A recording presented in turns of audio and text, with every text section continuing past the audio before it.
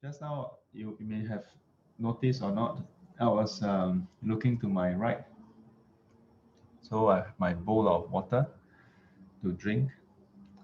Occasionally, there'll be ants. And just now, as I was looking at it, um, I don't know whether it's compassion, but I, I, I look at the ants, right? Usually, when we look at ants, how do you all feel towards them? Yeah, I think most people, when they look at ants, they feel like, "Aiya, why got ants?" You know? Yeah. But just now, for some reason, I was looking at ants, and I was thinking to myself,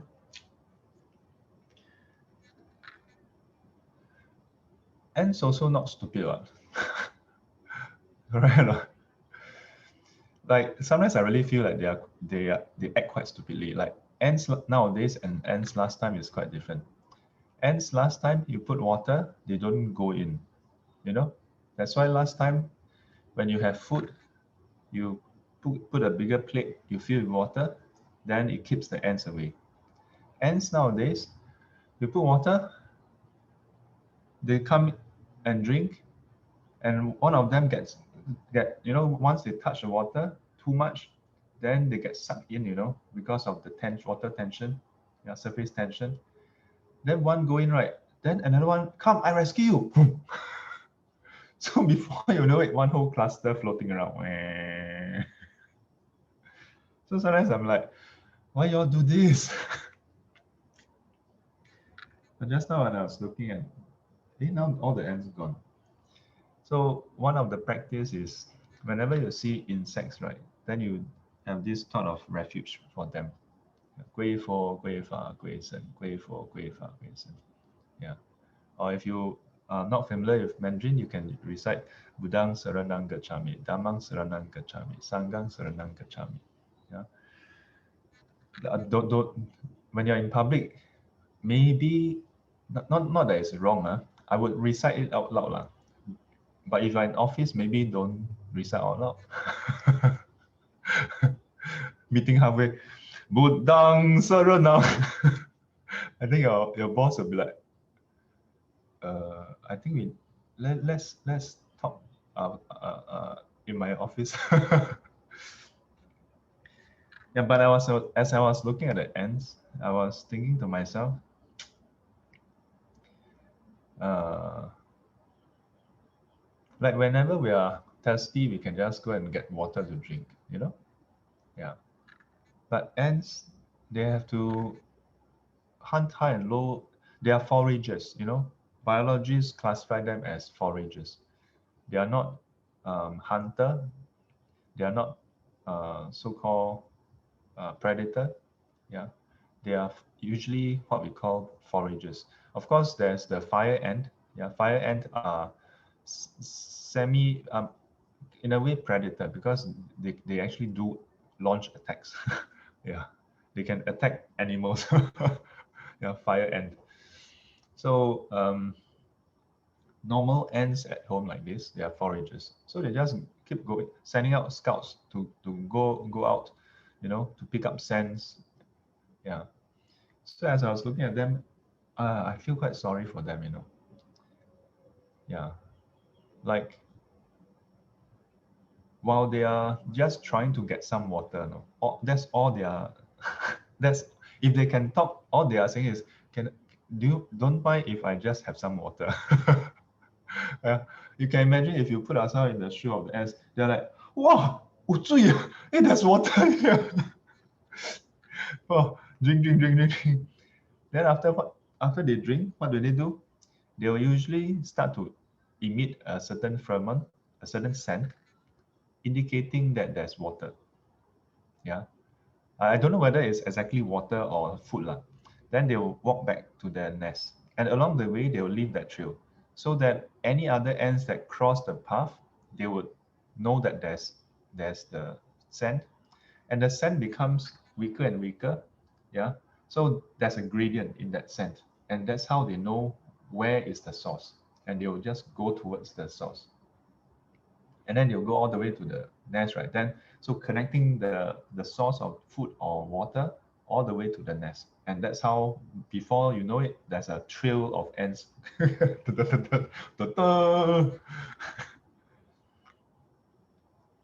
And then sometimes the ants end up on, other parts of the dance and so on. Yeah, but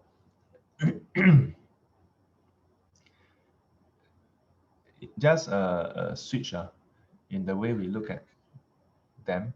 Yeah, you will evoke different feelings, if you will, thoughts towards them, whether it's detest, yeah, or compassion, if you will. I don't dare to say I have compassion. I don't think I don't know what you call that. Maybe it's pity, maybe it's feeling bad for them. Or, you can call it, but hopefully you all evoke compassion.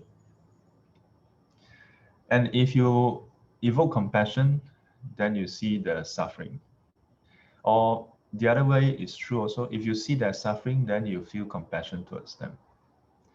But if you don't see their suffering, you only see dislike. You see that they are encroaching into your space, then dislike arise. Then you don't see suffering. You don't see a sentient being. Don't see a target of your compassion. Then you see a pest. Then you see a pest. So actually, every day, whether you encounter insects or you encounter people, yeah, it's an opportunity for us to arise compassion. Yeah, because we're all suffering, yeah. Since I mentioned previously, since time immemorial, there's never been any book that declares on this day of this month of this year there was no suffering. Yeah, think about it. There's always days where people wish for peace. Yeah, throughout history, in all different society, there are always wishes for peace. But there's never been a declaration that today we declare yesterday was totally peaceful. No. On some days we see the headline, right? Yesterday there was 0 infection. Yeah, but there's no declaration. Yesterday, not to say peace or safety or what.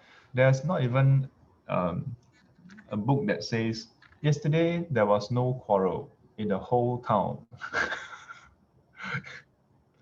Maybe because it's statistically difficult to keep track of everybody not quarreling. Maybe. So I actually wanted to share on the lying today. Yeah, but just now I saw the ants.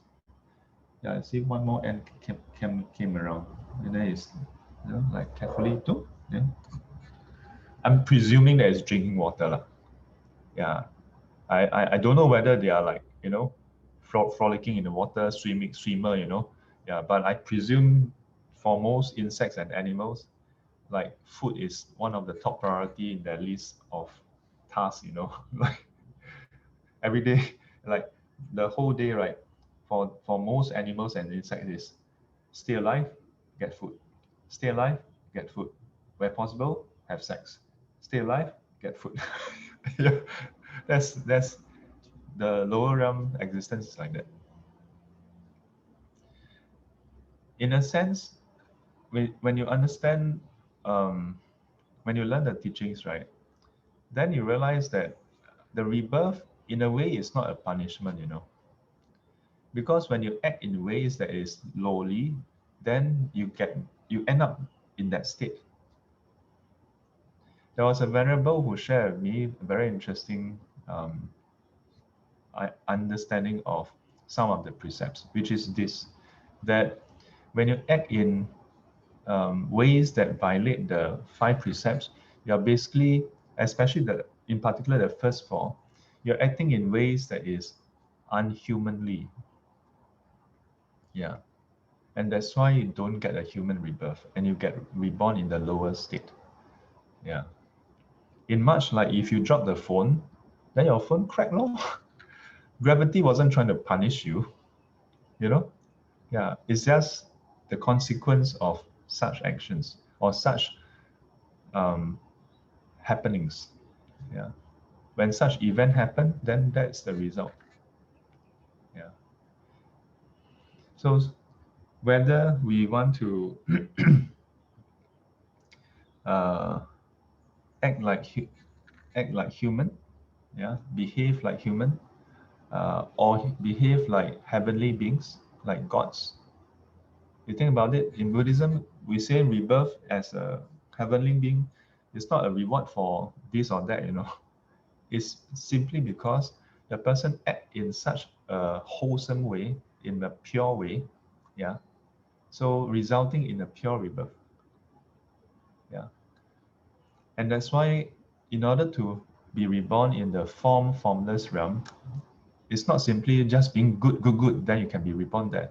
Just being good allows you to be reborn in the heavenly state, but in the sensual desire realm, where you are freer and freer from physical discomfort. Yeah.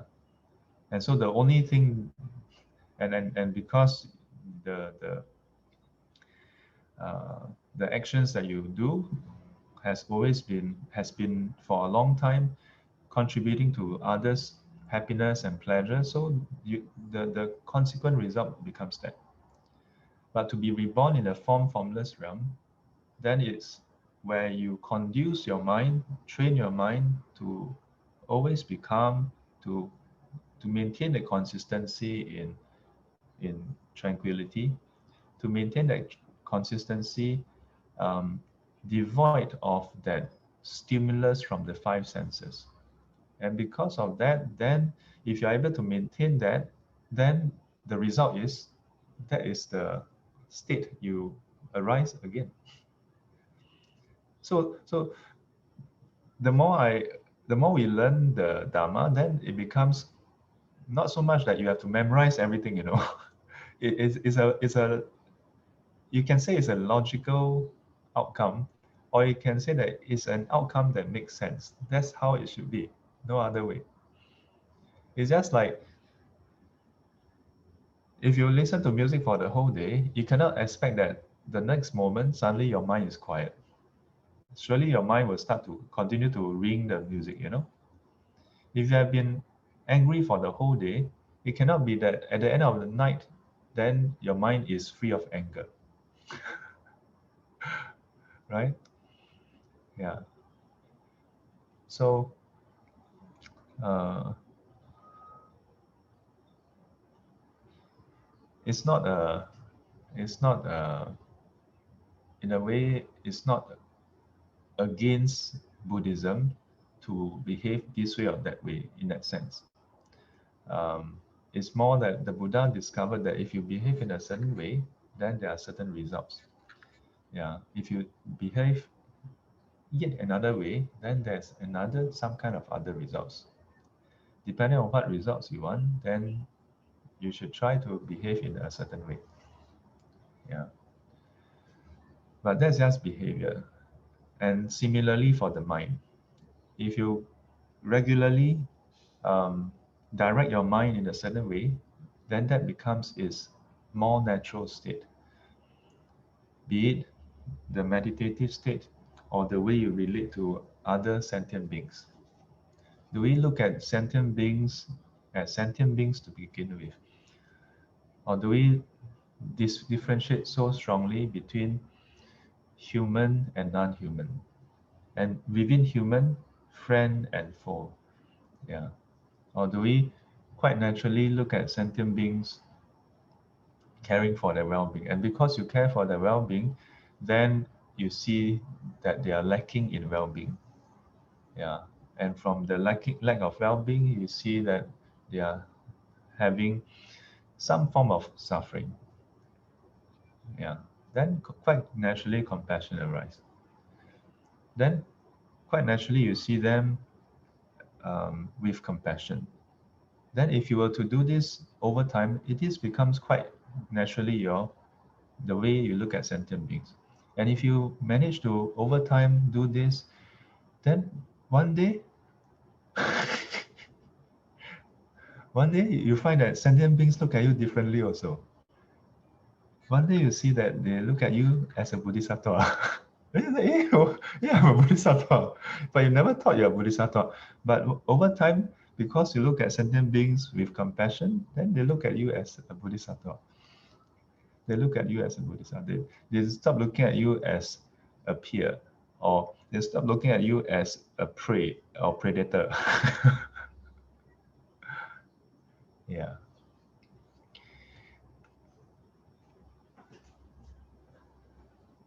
So I don't know whether I should give you all the exercise today, but if you all like to, you all can try uh, to spend a day looking at any sentient beings you encounter for the day, uh,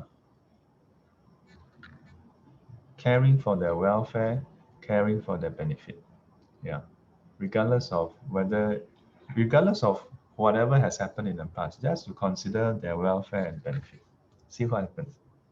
Amitabha. Have a caring day ahead. Sufu. Yes. I'm Jenny. Can I ask a question? Okay, can. I have a question that indirectly came from my son after the retreat. Okay.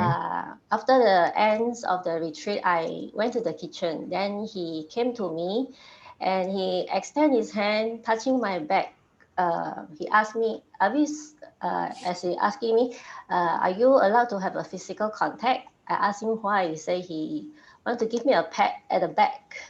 Oh. As if I haven't been eating and want to give me a 加油 sign. Oh. So I said, I'm not very sure. I said, if I'm practicing a monastic life for one day, maybe I cannot. Then I say, anyway, but I accept it. So for this question, I have to ask and clarify. So what's the question? Whether he can be, as a parents or children, can have a physical touch, as it like or even like a quick chat as they ask question, as if we have to observe silence. I see. So in the Buddha's time, there was one time there was this old lady. When she encountered the Buddha, she rushed forward to want to give the Buddha a hug.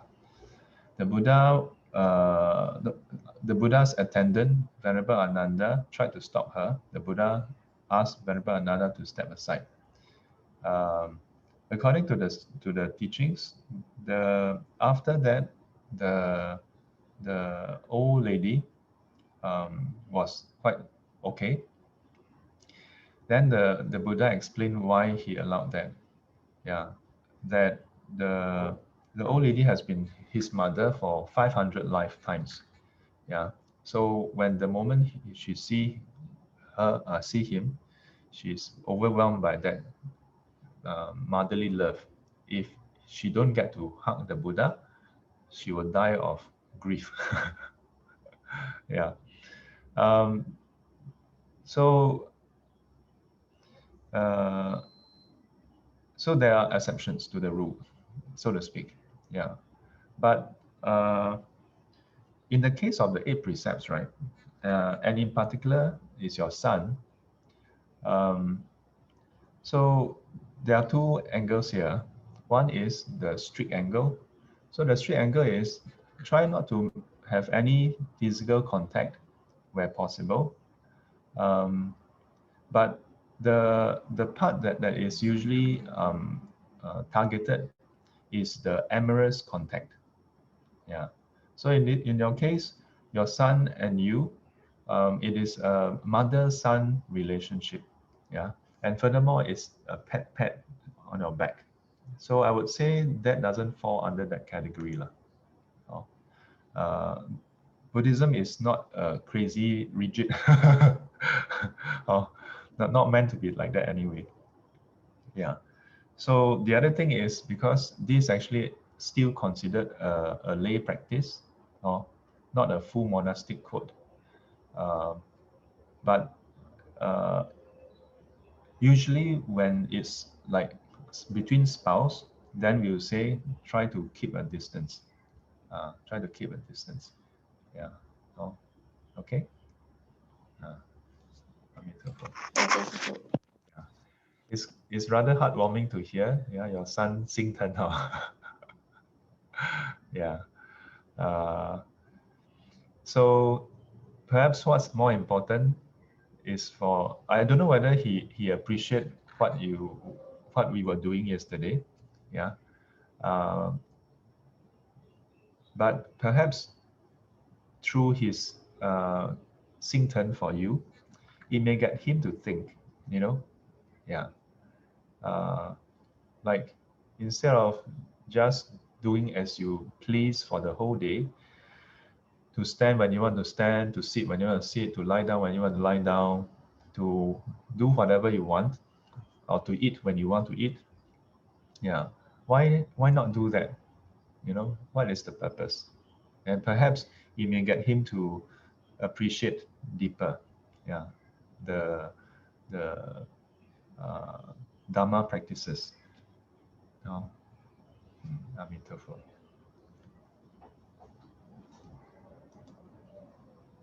Oh, actually, this is from Jolene just now. Okay, so take care and have a caring day ahead. Bye bye.